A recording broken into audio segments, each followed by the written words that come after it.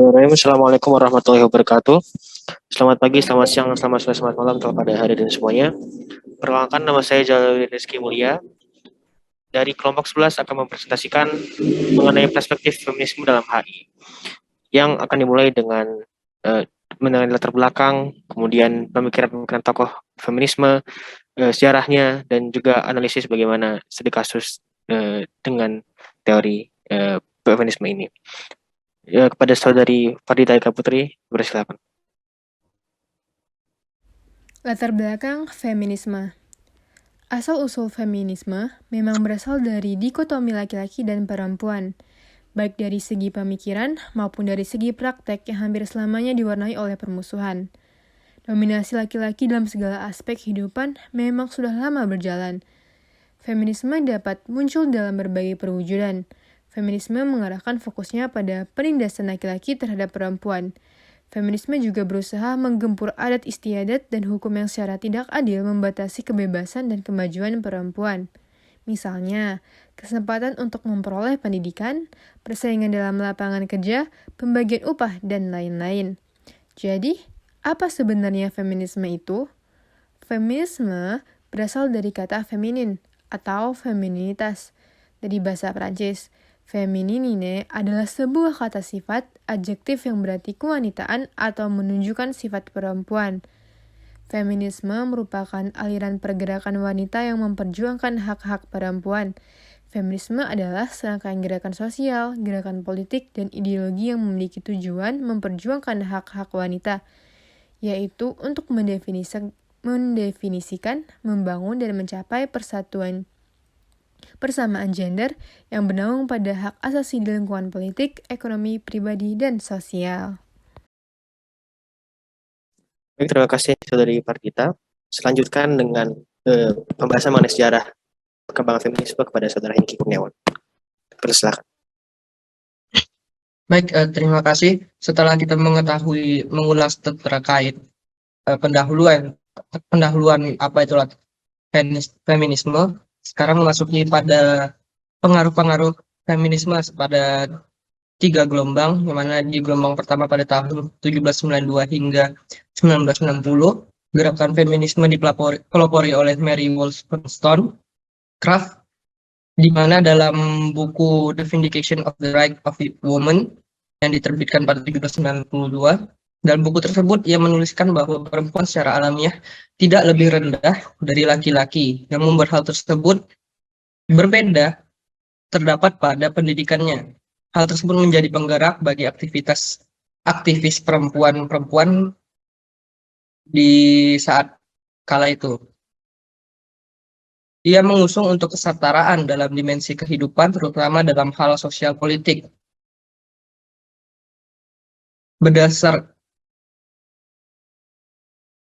Wollstonecraft berjuang untuk kesetaraan perempuan untuk menuntut agar anak perempuan dapat belajar setara dengan laki-laki, sehingga perempuan dapat berkembang menjadi individu yang mampu baik mandiri secara finansial ataupun dalam sosial. Kemudian para aktivis pada gelombang pertama feminisme berhasil menuntut untuk dihapuskannya semua diskriminasi berdasarkan jenis kelamin, yang menciptakan tonggak penting pada Seneca Falls Convention pada 1848.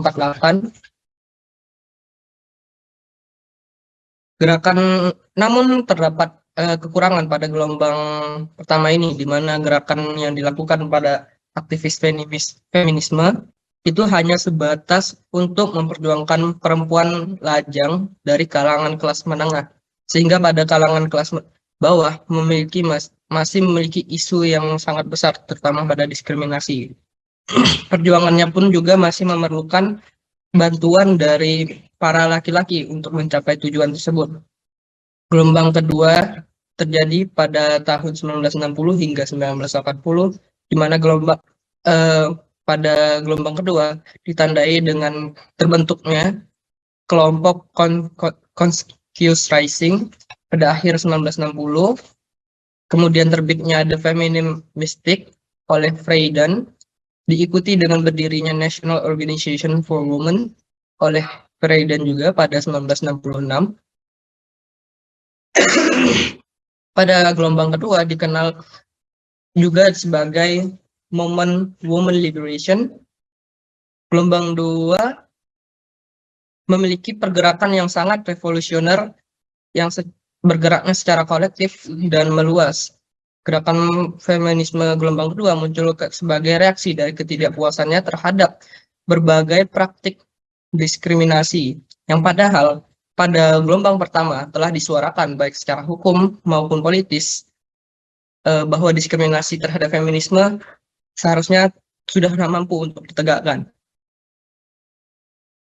Dalam gelombang kedua tersebut terjadi perpecahan perspektif, di mana terdapat dua kubu dalam aliran gelombang kedua, yaitu kubu komunis dan kubu liberalis, di mana kubu liberalis mampu untuk menciptakan sebuah organisasi National Organization for Women yang memperjuangkan partisipasi perempuan di seluruh kehidupan sosial.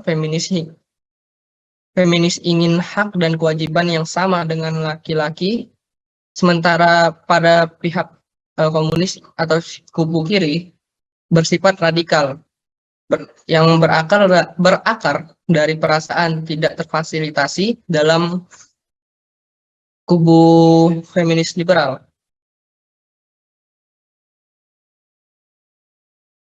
Kemudian terdapat kekurangan juga pada gelombang kedua, di mana gelombang kedua terkesan sangat utopis karena praktiknya tidak sesuai dengan teori-teorinya.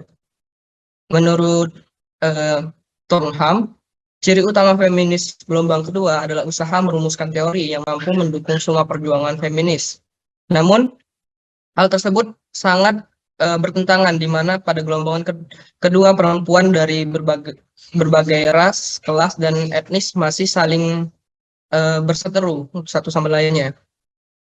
Kemudian pada gelombang terakhir, yaitu gelombang ketiga 1980 hingga sekarang, feminis berkembang secara divergen, begitu di mana feminis berkembang dengan lahirnya ada post feminism yang kontroversial, feminis kultural, feminis multikultural, feminis global, dan ekofeminis.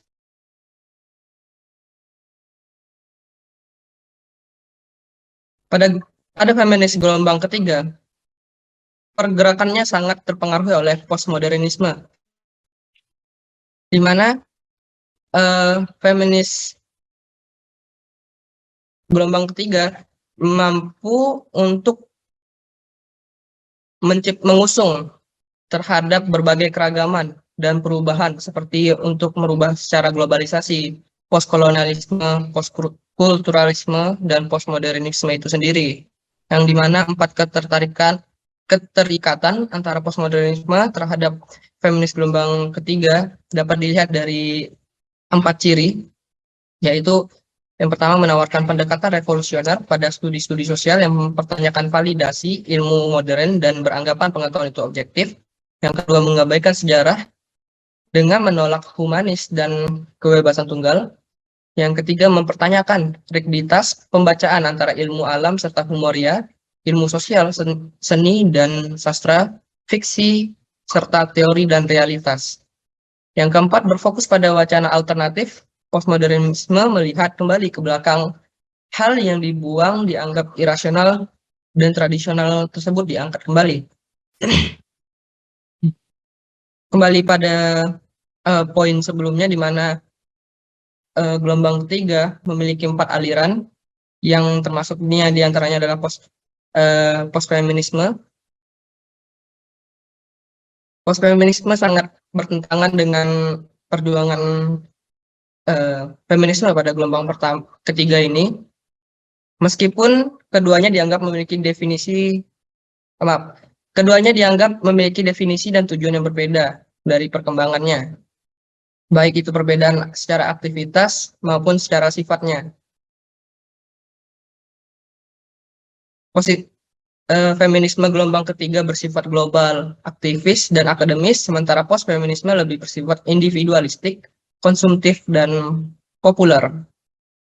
Postfeminisme di awal terbentuknya pada 1990-an digunakan untuk menyarankan bahwa perempuan tidak lagi membutuhkan feminisme.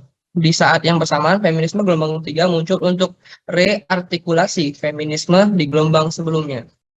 Sekian untuk bagian dari sejarah perkembangan feminisme, saya kembalikan kepada moderator. Baik, terima kasih Saudara Hengki. Kita akan meneruskan pembahasan ke bagian selanjutnya.